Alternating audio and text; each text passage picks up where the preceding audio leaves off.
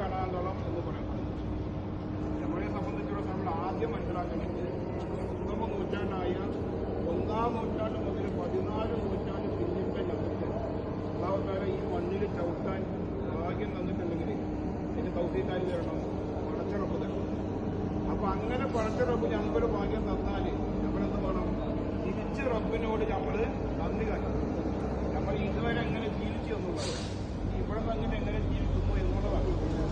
അപ്പൊ പടച്ചിറപ്പിനോട് നന്ദി കാണിക്കുക എന്ന് വെച്ചാൽ എങ്ങനെ കാണിക്കുക? നമ്മൾ ഇന്നു മുതൽ എന്ത് ചെയ്യണം? ഇവിടെ നിന്നൊരു തീരുമാനം എടുക്കണം. ഇന്നു മുതൽ ഞാൻ ഒരു വക്കത്ത് നമസ്കാരം പോലും ഒഴിവാക്കുകയില്ല, കാരണത്തോടുകൂടി ഒഴിവാക്കുകയില്ല. ചിലപ്പോൾ കഥാവായി പോവും. നമ്മളിപ്പോൾ നാളെ അസറിന് മരണപ്പെട്ടു പോവുകയാണ്. നമ്മളെന്തായിരിക്കണം? ദുഹർ നമസ്കരിച്ച വ്യക്തിയായിരിക്കണം. അങ്ങനെ പടച്ചിറപ്പിനെ കാണാൻ. 2, നമ്മളെന്ത് ചെയ്യാൻ പാടില്ല? കുടുംബത്തിന് അനൈക്യത്തോടെ ജീവിക്കാൻ പാടില്ല. മറ്റുള്ള ആളുകൾ പറഞ്ഞാൽ അവർക്ക് ചിലപ്പോൾ അത് വിഷയമില്ല. പക്ഷെ നമ്മളെ സംബന്ധിച്ചിടത്തോളം അള്ളാഹുത്താൻ നമുക്ക് ഭാഗ്യം തന്നാൽ കുടുംബവുമായിട്ട് അനൈക്യത്തിൽ ജീവിക്കാൻ പാടില്ല. കുടുംബബന്ധം മുറിച്ച ഒരാൾക്ക് ഇസ്ലാമിൽ ഒരു സ്ഥാനമില്ല. മരിച്ച് റബ്ബിൻ്റെ അടുത്ത് ചെല്ലുമ്പോൾ ഒരു പട്ടിയുടെ വില എന്താവില്ല? നമുക്ക് കിട്ടില്ല. അള്ളാഹുത്താല ഈമാൻ നൽകി അനുഗ്രഹിക്കുമാറാവും. 3, നമ്മുടെ നാവ് കൊണ്ട് ഒരു അനാവശ്യം, ഒരു അപവാദം നമ്മളെന്ത് ചെയ്യാൻ പാടില്ല? ഇന്ന് മുതൽ പറയാൻ പാടില്ല എന്നുള്ളതാണ്. അപ്പോൾ ഇതൊക്കെ എന്ത് ചെയ്യണം? കീപ്പ് ചെയ്ത് പറയണേ. ബദറിൽ ഇവിടുന്ന് ഏകദേശം 200 കിലോമീറ്റർ പോകണം.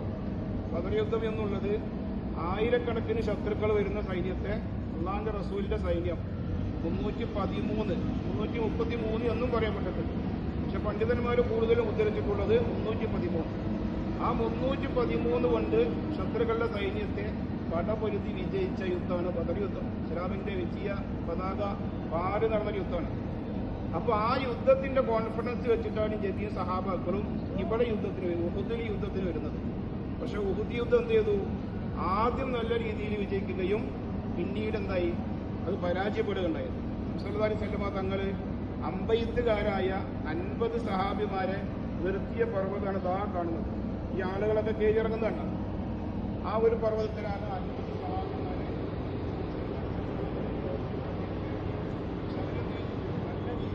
അമ്പ് ചെയ്ത് ശത്രുക്കളൊക്കെ എന്ത് ചെയ്തു? പരാജയപ്പെട്ട് തോറ്റുപോയി. അങ്ങനെ ഓടി. അപ്പൊ അള്ളാഹുവിന്റെ റസൂല് പറഞ്ഞിട്ടുണ്ടായിരുന്നു, ഈ യുദ്ധഭൂമിയിൽ എന്ത് സംഭവിച്ചാലും എന്റെ അനുവാദം ഇല്ലാണ്ട് എന്ത് ചെയ്യാൻ പാടില്ല? ആ കുഞ്ഞിൽ നിന്ന് ഇറങ്ങാൻ പാടില്ല.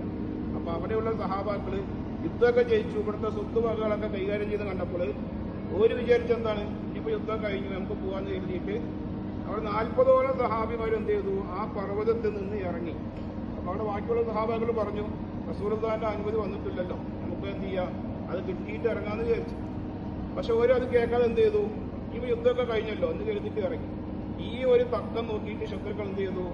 മിന്നൽ വേഗതയിൽ ആ പർവ്വതത്തിൽ കയറി അവിടെ ഉള്ള 10 സഹാബിമാരെ ആദ്യം കൊലപ്പെടുത്തി. അതിനുശേഷം ഈ മലന്റെ ഇരുവശത്തൂടെ മിന്നൽ വേഗതയിൽ വന്ന് സഹാബാക്കൾ എന്ത് ചെയ്തു? ആക്രമിച്ച്. അങ്ങനെയാണ് 70ഓളം പ്രഗത്ഭരായ സഹാബാക്കൾ ഈ യുദ്ധഭൂമിയിൽ ഷഹീദാവുന്നത്. ഇവിടെയാണ് നബി സല്ലല്ലാഹു അലൈഹി വസല്ലം തങ്ങൾ വീണ് മുൻപല്ല് പൊട്ടിയ ചരിത്രങ്ങളൊക്കെ ഷഹീദായിട്ടുള്ള മുഴുവൻ സഹാബാക്കളെയും ഇവിടെയാണ് അടക്കം ചെയ്തിട്ടുള്ളത്. അതിൽ ആ ഒരു കല്ലുകൊണ്ട് രേഖപ്പെടുത്തിയതാണ് 4 സഹാബാക്കൾ.